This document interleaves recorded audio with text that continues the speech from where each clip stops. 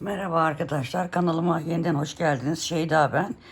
Bu videoda size güzel Carmen yaka ya da işte Madonna yaka denilen kazak çalışması yapacağız. Kazağımız kolay, oldukça basit. Bir tek yaka şeyi var, değişikliği var. Onun haricinde oldukça kolay, basit. Şimdi kazağımızın ön ve arkası aynı ilmek sayılarından oluşacak. Şimdi ne kadar başlayacağız tartışmasına tekrar dönelim. Instagram sayfamda da sürekli bu konuda bana yükleniliyor. Tekrar anlatayım. Her videomda anlatıyorum. Şimdi herhangi bir ipiniz var. Başlayacağınız bir şişiniz var. Ben şu anda 6,5 numaralı şişle örüyorum bu kazağı. İpinizi alıyorsunuz. Şöyle benim gibi ben 15-20 tane böyle ilmek attım. Şöyle küçücük bir parça ördükten sonra bunu metreye alıyorum. Şöyle tutuyorum sıfırdan.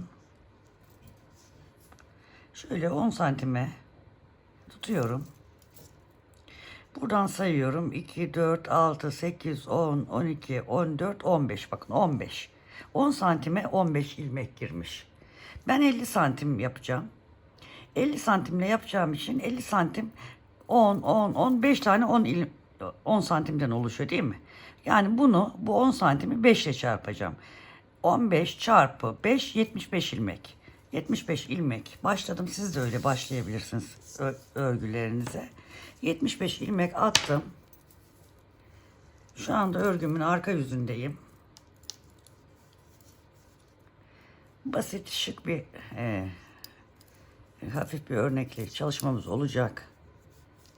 Şimdi örgümün arka yüzündeyim. İlk ilmeği normalde örmüyorum ama ilk sıra olduğu için öreceğim. Bir haroşa, 3 tane ters. Kenarda sadece bir haroşa yaptım. Şimdi 2 haroşa, 3 ters,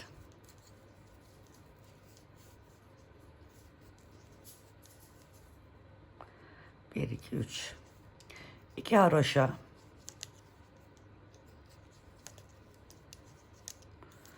3 ters,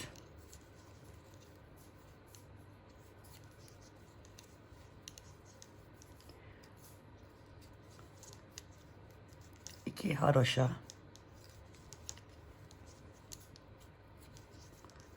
3 ters,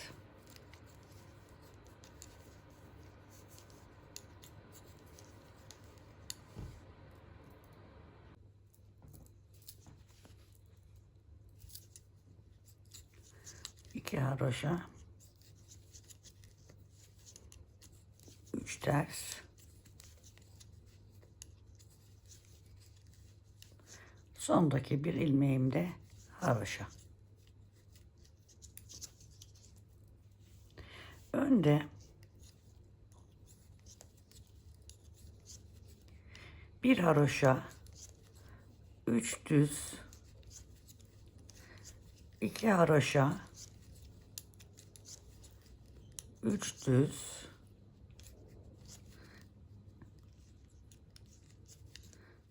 2 haroşa, 3 düz,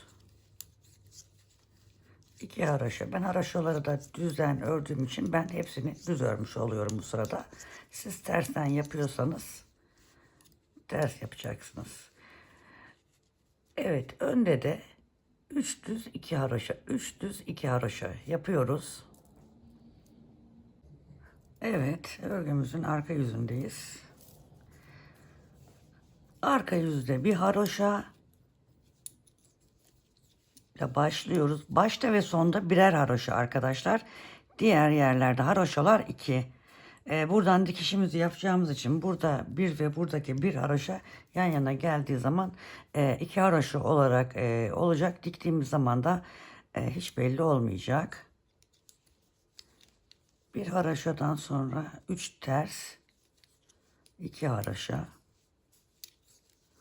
3 ters,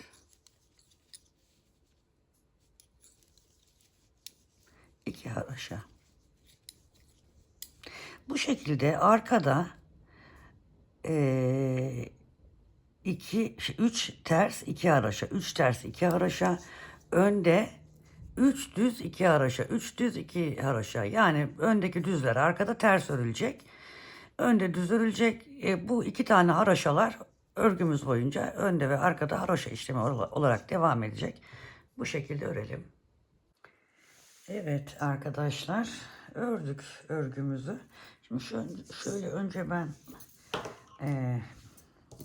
ön tarafını bitirdim. Arkada bunun aynısı olacak. Şöyle göstereyim size. Yakayı oyduk. Yakayı oyarken aynı zamanda omuzları da kestik. Şöyle omuzları eğim verdik arkadaşlar. Yakamızda bu şekilde. Şimdi aynısını arka parçaya birlikte yapacağız. Uzunluğunu söyleyeceğim.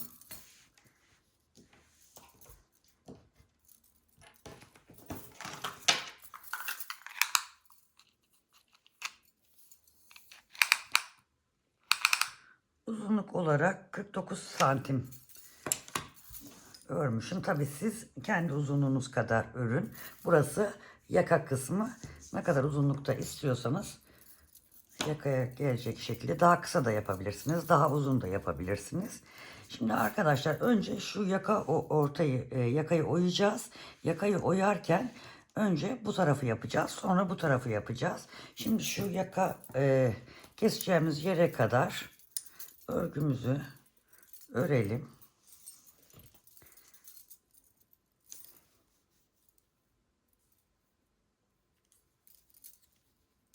Kollar için 18 tane ilmek bıraktım. Onu söyleyeyim. İlmeğimiz 75 ilmekti. Tam ortası bir taraf 37 ortada da tek ilmek kalıyor. Onun için ortadaki 13 ilmeği bir seferde keseceğiz. 6 bir taraf yaka için, 6 tane bir taraf yaka için, bir tane de ortada fazladan keserek ilk kesimimizi 13 tane ilmekle yapacağız. Şimdi 18 tane kolu ördükten sonra 1 2 3 4 5 6 7 8 9 10 11 12 13 tane ilmeği örüyoruz. Şimdi burada şuradaki 13 tane işaretleyici koyduk. 13 tane ilmeği kesiyoruz. Şöyle bir tane örüyorum. İkinciyi de örüp ilk ördüğümü onun üzerinden, yani örerek kesme işlemi yapıyorum. Örüyorum. Üzerinden geçiriyorum. Örüyorum. Üzerinden geçiriyorum. Bu şekilde bu 13 ilmeği keseceğiz. Aynı zamanda omuzu da kesmeye başlayacağız. Omuz eğimini vererek. Şimdi şu 13 ilmeği bir keselim.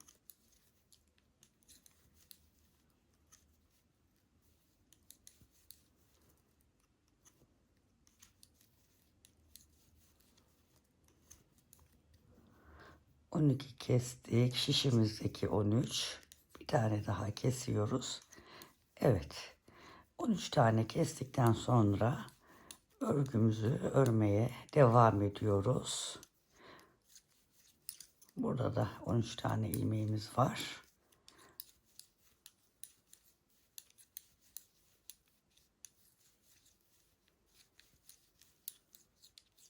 İlmeğimizi ördükten sonra arkadaşlar şurası bizim 18 tane ilmek omuz için bıraktığımız ilmekler.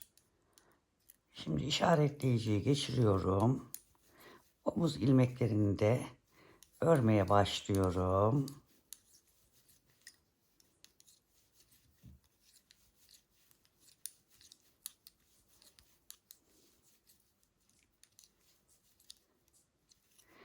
Burada 2, 4, 6 tane ilmek bırakacağım. Bakın 6 tane ilmeği bıraktım. döneceğim. Çünkü eğim vereceğim oraya. Onu bırakıyorum. İlk ilmeği örmeden alıyorum. Tekrar modelimizi de aynı zamanda devam ettiriyoruz. Arkada ne demiştik? Tersler ters. 2 tane de haroşa.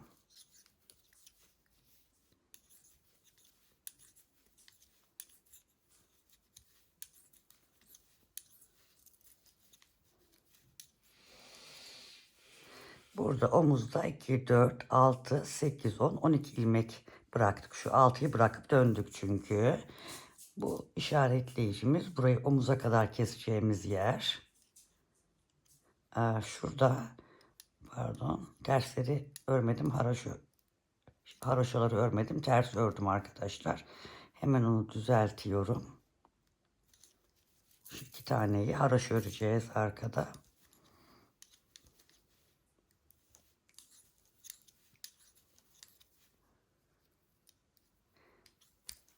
Arkada 3 ilmek ters, 2 ilmek haroşaydı. Evet.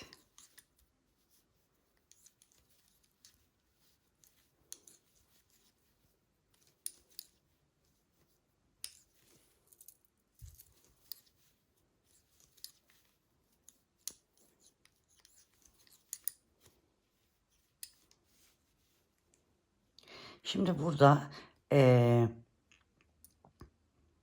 devam edeceğiz. Sonra şimdi 5 tane ilmek keseceğiz arkadaşlar. Şurada tersleri gene size anlatacağım derken yine herhalde düz ördüm. Pardon, onu düzeltiyorum. Vakit de geç oldu. Kusura bakmayın. Evet. 3 ters.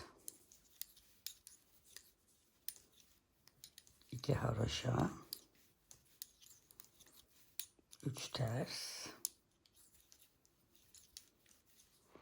2 haroşa şeklinde örüyoruz.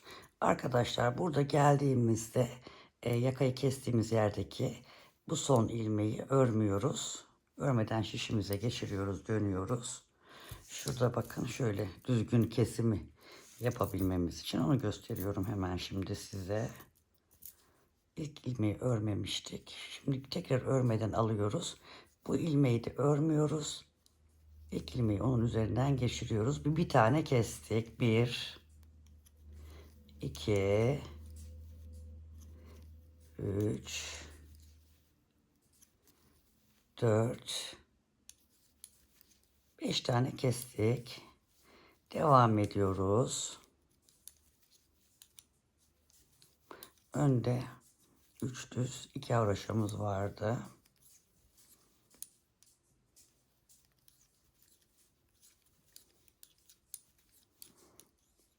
İşaretleyicimiz. Şimdi omuz ilmeklerine geçtik.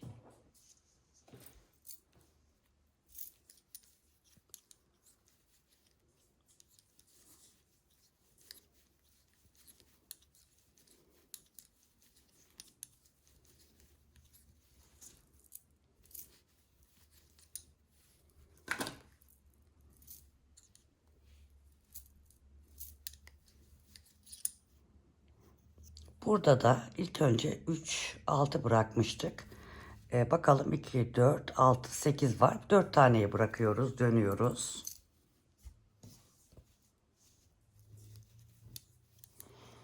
İlk ilmeği örmeden alıyorum.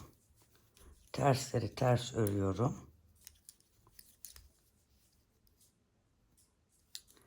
Şurada ters pardon. Bir dakika arkadaşlar. Evet 4 tane ilmeği bıraktık. Örmeye devam ediyoruz. Tersler ters, haroşalar haroşa.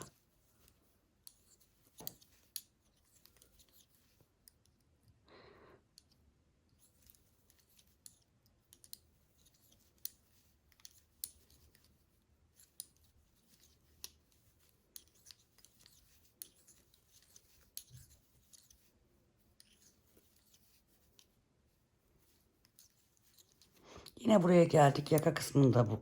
Buradaki son ilmeği yine kesmeden alıyoruz. Dönüyoruz arkadaşlar. Çok arkadaşlar diyormuşum da kusura bakmayın, ağzımdan da öyle çıkıyor. Şu ilk ilmeği gene örmüyorum. Bunu da örmüyorum. Üstünden geçiriyorum. 1 2 3 4 tane daha kesmiş oldum. Şimdi örmeye devam ediyorum. Evet, şimdi omuz ilmeklerine geldim. Şöyle 1 2 3 ve 4 tane daha ördüm. Bakın 6 bıraktık, 4 bıraktık, 4 bıraktık. Dönüyorum gene. İlk ilmeği örmüyorum.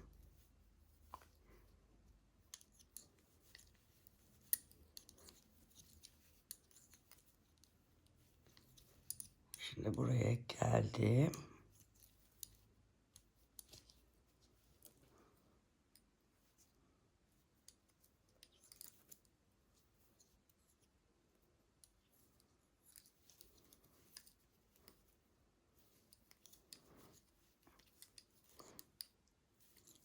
Yine burada arkadaşlar son ilmeği örmüyorum, dönüyorum.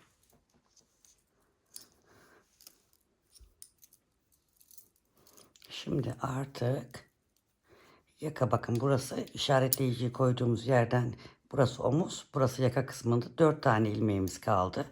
Bu 4 ilmeği de keserek artık yaka kesmeyi bitiriyoruz. İlkini yine örmeden alıyorum. İkinciyi de örmüyorum. Üzerinden geçiriyorum. 1 2 3 işaretleyici artık çıkarayım ve 4. 4 tane kesmeyi tamamladık. Şimdi buradaki açıklıklar var. Bunu dümdüz böyle buraya kadar geleceğiz. Arkada kesim işlemini yaparak omuzu da bitireceğiz. Nasıl yapıyoruz?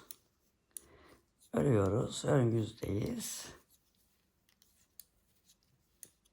Bakın burada ayrık olmaması için şuradaki şu ilmeği şişime takıyorum. İkisini bir düz örüyorum. Örmeye devam ediyorum düz. Bakın yine oraya geldim. Gene dönüş yaptığım ilmek. Gene bu alttakini hemen şöyle şişime takıyorum. İkisini bir örüyorum.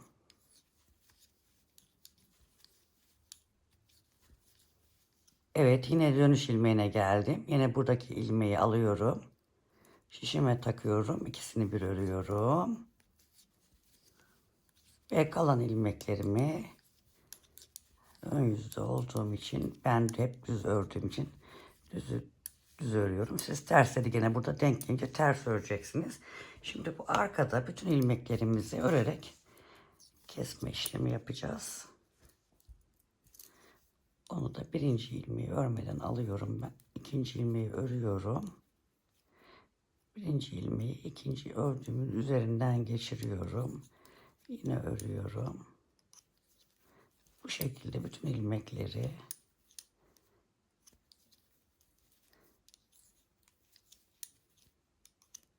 ters örgü örerek kesiyorum.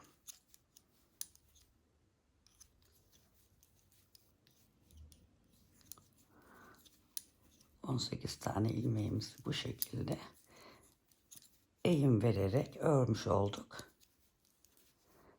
Kısa satırlar yaptık, dönüş yaptık. Diğer omuz kısmını, diğer tarafa da aynısını yapacağız. Onu da göstereceğim.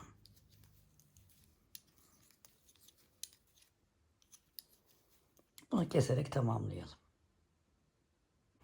Evet, buradan geldik. Tersten kesimimizi yaptık. Şöyle önden bakalım. Bakın arkadaşlar, çok muntazam bir kesim yaptık. Eğimli bir kesim yaptık. Şimdi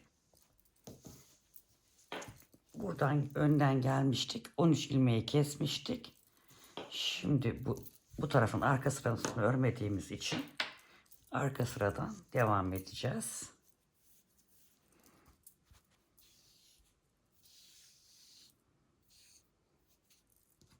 aynısını yapacağız. Şuraya ipimizi, bu ilk kesimi yaptığımız ilmeğe şöyle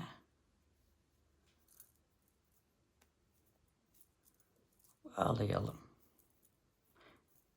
Onları sonradan zaten saklayacağız.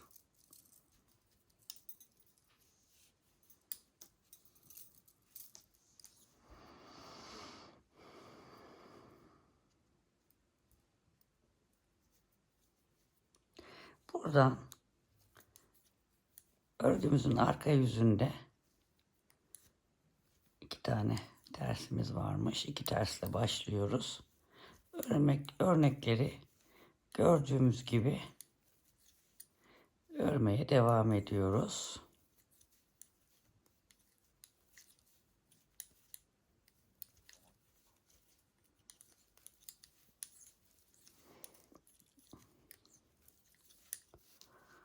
Burada 3 ters, 2 haroşamız vardı.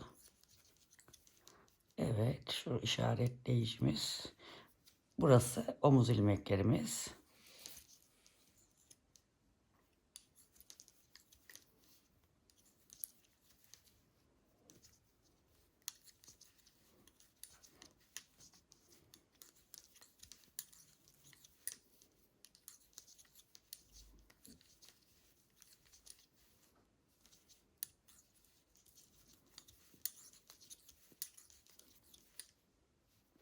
Burada geldik sona doğru 2, 4, 6 tane ilmek bırakıyoruz, dönüyoruz. Şimdi bu tarafta omuz eğimini yapacağız.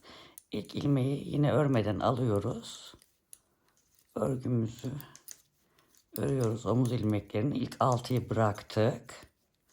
Yaka kısmına doğru ilerliyoruz. Ben burada tersleri, yani modeldeki şeyleri söylemeyeceğim. Onu zaten söyledik. Ona göre örün.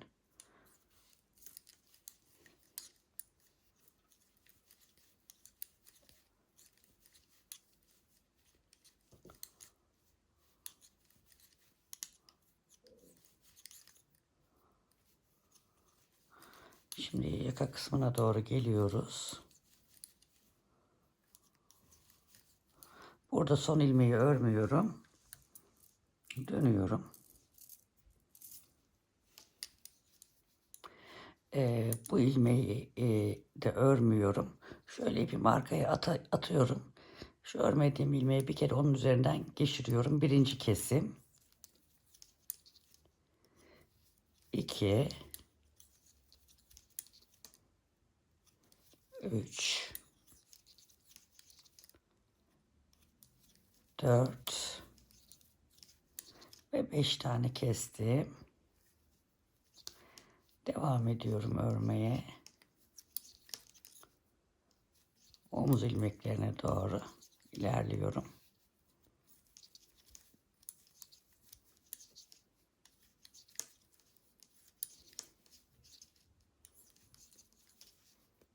Evet, işaretleyicimizi geçirelim. Omuz ilmeklerimize geldik.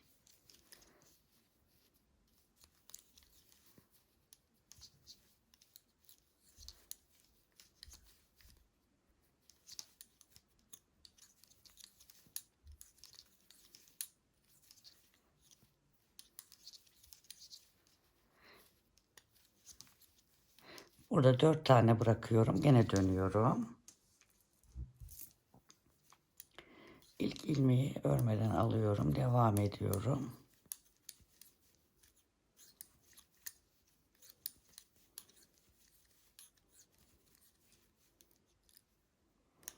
Yakaya doğru ilerliyorum.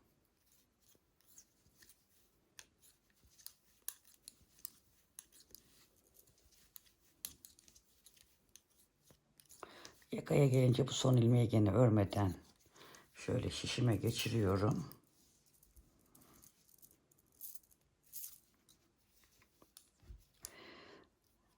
Yine örmeden onu şişime geçiriyorum. Yanındaki ipim olan ilmeği de şişime geçiriyorum. İpi arkaya atıyorum. Birbirinin üzerinden geçiriyorum. Birinci kesimimi yapıyorum. 2, 3 ve dördüncü kesimimi yaptım yakada.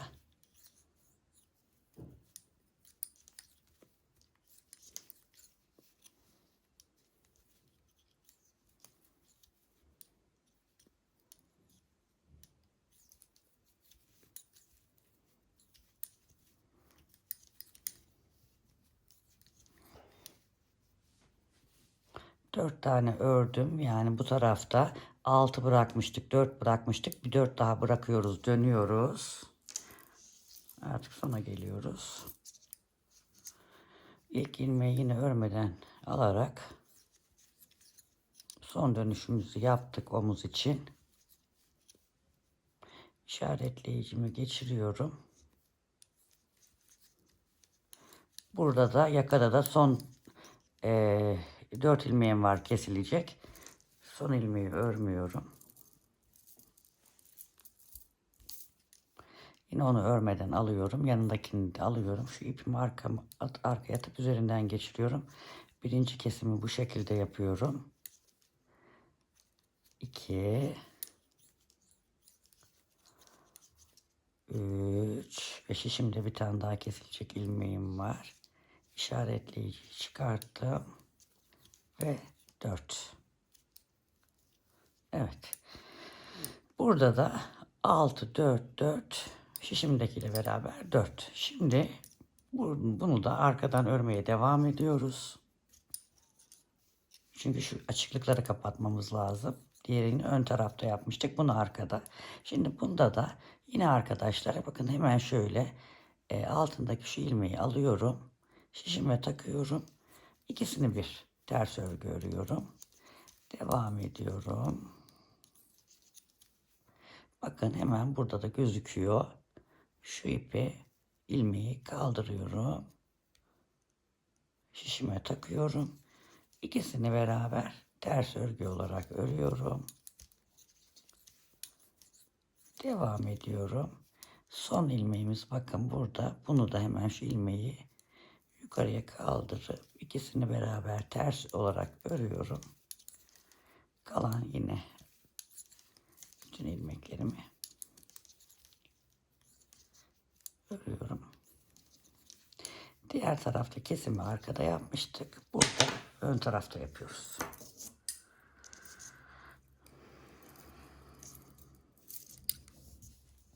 Evet. Bakın şöyle bir zaten gözüküyor. Bir eğimimiz oluştu. Bunu da yine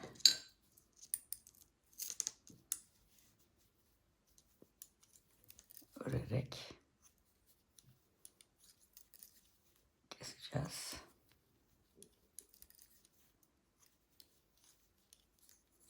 Bunu da keselim. Ön ve arkayı bu şekilde tamamlamış olalım.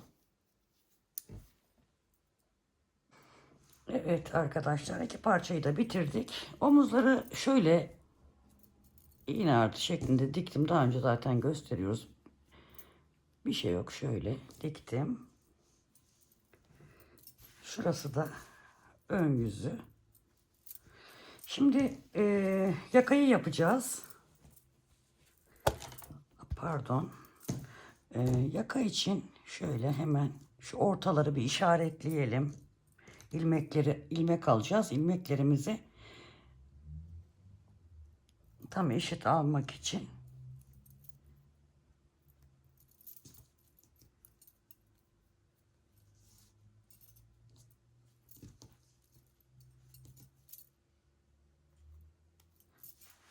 yani her önde ve arkada zaten kesimleri eşit yaptık. Onun için buradan başlayıp ilmek alacağız. Arkadan da ilmek alacağız. Önde kaç tane ilmek alıyorsak arkadan da aynı şekilde ilmek alacağız. İlmeklerimizi buradan şöyle önü göstereyim ben size ilk önce. Yaka böyle devrileceği için ilmeği tersten alacağız arkadaşlar. Yaka böyle devrilecek. Şu şey yeri kestiğimiz yer içeride kalacak yani. Yakamız böyle devrileceği için ilmekleri onun için buradan alacağız. Yani örgümüzün ters yüzündeyiz. Zaten bu modelde yaka gösterişli oluyor.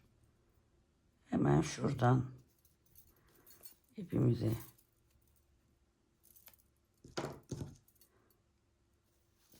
tığla sabitledikten sonra tığın ilmeğimizi geçirdik. Çok gergin olmayacak çünkü yakamız devrilecek arkadaşlar. Zaten yakada her iki kenardan, yani şuradan ve şuradan artırma yapacağız. Devrilmesi için. Bu şekilde şuraya kadar bir ilmek alalım. 1, 2 oldu. 3 oldu. 4, 5, 6, 7, 8, 9, 10, 11, 12, 13, 14, 15,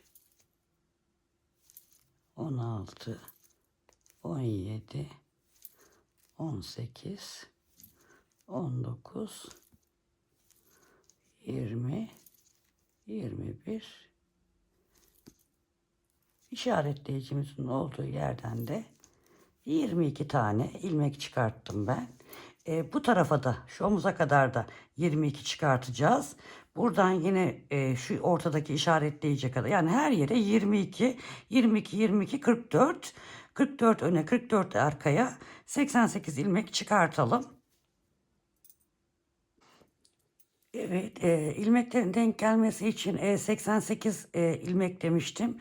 3 ilmek ekledim. 2 ters 3 düz yapacağımız için arkadaşlar 88, 89, 90, 91 ilmek yapmış oldum. Şimdi ben bu şişte şey geldi. Küçük şişe çevireceğim ama şimdi 2 tersle başlıyoruz arkadaşlar.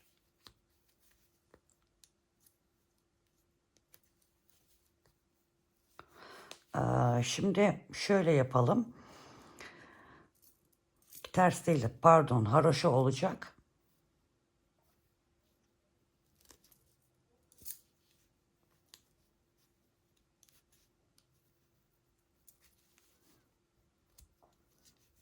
Ters değil, ağzım terse alışmış.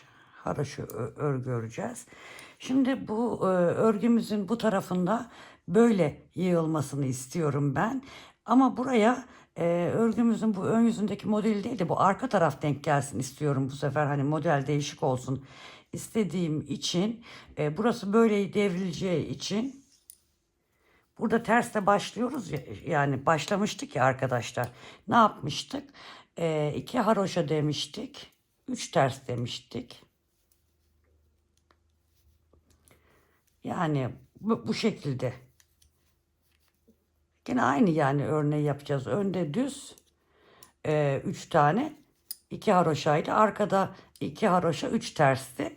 Yani bu başladığımız yer zaten otomatikman öne devrileceği için burayı ben ön yüzü olarak uyguluyorum. Eğer siz aynı modelin aynısı, yani şurası ön yüzü ön tarafa devrilsin istiyorsanız burada 2 haroşa 3 düzle başlayacaksınız arkadaşlar. 2 haroşa 3 düzle başlarsanız bu modelin aynısı ön tarafa denk gelecek yaka devrildiği zaman. Bilmem anlatabildim mi? Şimdi bunu bu şekilde 3 ters, pardon, 2 haroşa 3 ters, 2 haroşa 3 ters şeklinde 2 sıra bir dönelim. Tekrar size bunu dönerek örmeyi biliyorsunuz herhalde. Dönerek örgüde bu haroşalar önde düz olarak öreceğiz. Bir sıra düz, bir sıra ters olarak örersek haroşa sırası oluşturmuş oluyoruz. Çünkü dönerek öreceğiz şimdi artık. Evet, şimdi bir sırayı tamamladık arkadaşlar. Yine arkadaşlar dedim. Şimdi 2 haroşa 3 ters örmüştük. Bu yüzde artık hep önden öreceğimiz için hep bunu öreceğiz. Ama bunu nasıl yapacağız?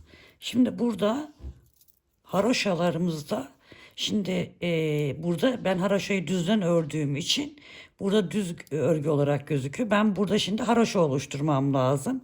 Yani bir sıra düz öreceğim orayı. Bir sıra böyle haroşa oluşması için ters öreceğim. Tersler zaten ters olacak. Dönerek ördüğümüz için bakın tersler ters. Düzler burada haroşa yapacağım için yani ters gözükmesi için haroşa gözükmesi için ters öreceğim. Bu haroşaları bir sıra düz bir sıra ters öreceğim. Haroşa oluşacak böylece. Tersler zaten hep ters olacak dönerek ördüğümüz için arkadaşlar. Evet bakın yine 2 tane haroşaya denk geldim. Düz gözüküyor. Bu sırada da ters öreceğim. Bir sonraki sırada ters gözüktüğü için haroşalar düz öreceğim. Bu şekilde haroşa oluşturacağım. Şimdi burada ilk haroşamı oluşturdum. İkinci haroşayı da oluşturayım. Artırma yapacağız. Onu göstereceğim size. Şimdi sıra başına geldik. Sıra başımızı belli etmek için hemen şuraya bir işaretleyicimizi koyalım. Sıra başını anlamak için. Şimdi arkadaşlar burada 2 haroşamız var. 3 tersimiz var. Şimdi burada biz bir diş haroşa sırasını oluşturduk. Şöyle haroşa sırasını terslerle karıştırmayın haroşa sırasını. Şimdi ilk artırmaları şu ilk haroşayı gördükten sonra yapalım. Bundan sonraki artırmaları hani bir sıra ters örüp bir sıra düz öreceğiz ya haroşa oluşturacağız.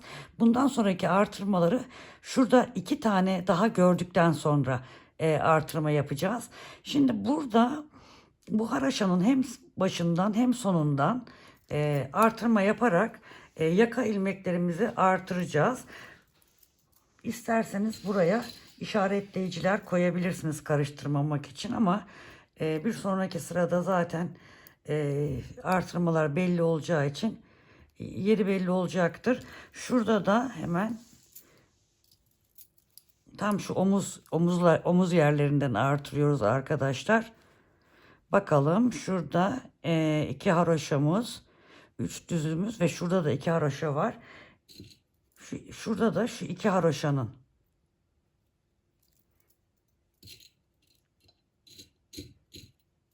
olduğu yerlerden artıracağız. Artırdığımız ilmekler de modelimizde neye denk geliyorsa terse ters geliyorsa ters, haroşaya denk geliyorsa haroşa olarak artıracağız, öreceğiz yani artırdığımız ilmekleri. Şimdi böyle anlatırken değişik geliyor ama şimdi artırma yerlerimiz zaten bir sonraki sırada belli olacak. Şimdi bu haroşamız var. Haroşamızdan hemen şöyle ilmek kaldıralım. İlmeğimizi şöyle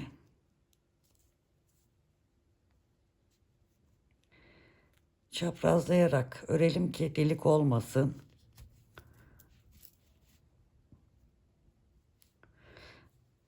Önde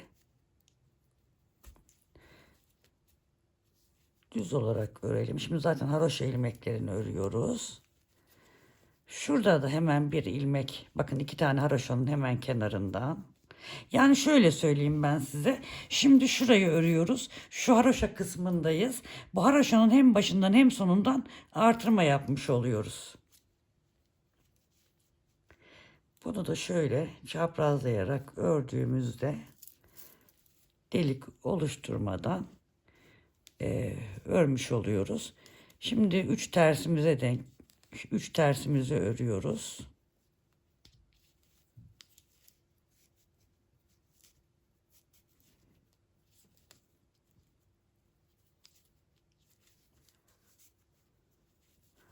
İki haroşa olan ilmeğimize geldik. Bir önceki sırada ters örmüştük haroşa oluşturmak için. Şimdi bu 2 ilmeği düz örüyoruz. Terslerimiz zaten ters örgü olarak örülecek. Yani ben size şöyle söyleyeyim. Şu omuzda her iki omuzdan artırmalar yapacağız. Nasıl yapacağız? Şurada şimdi mesela bir tane haroşa sırası ördükten sonra ilk artırmalarımızı yaptık. Sonra bir iki tane haroşayı görünce artırmalarımızı yapacağız. Sonra hep iki haroşa görünce artırmalarımızı yapacağız. Bu haroşaları ters ördüğümüz sıra var ya, o sırada ikincide hemen sağından ve solundan artırma yapacağız. Buradan herhalde daha güzel anlatmış oldum diye düşünüyorum. Şurada her iki omuzdan, yani şöyle bir artış olacak. Biraz şöyle küçülteyim. Şöyle yakamızı şöyle düşünürsek şöyle bir artış yapacağız arkadaşlar. Şöyle bir artış olacak. Biraz ördükten sonra tekrar size göstereceğim. Evet arkadaşlar, yakayı ördüm. Ne kadar ördüm santim olarak söyleyeceğim şimdi size.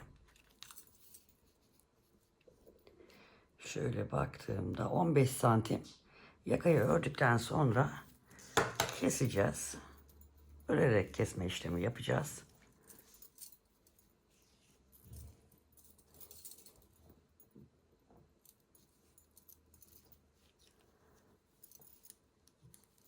Şöyle bir tane örüyorum. Yanındakini de örüyorum.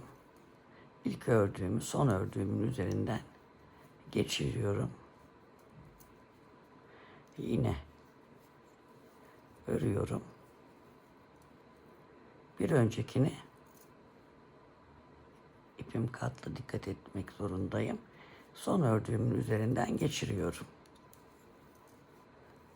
Örüyorum. Buradaki ilmeği son ördüğüm ilmeğin üzerinden geçiriyorum. Çok sıkı olmayacak şekilde bütün ilmekleri kapatalım.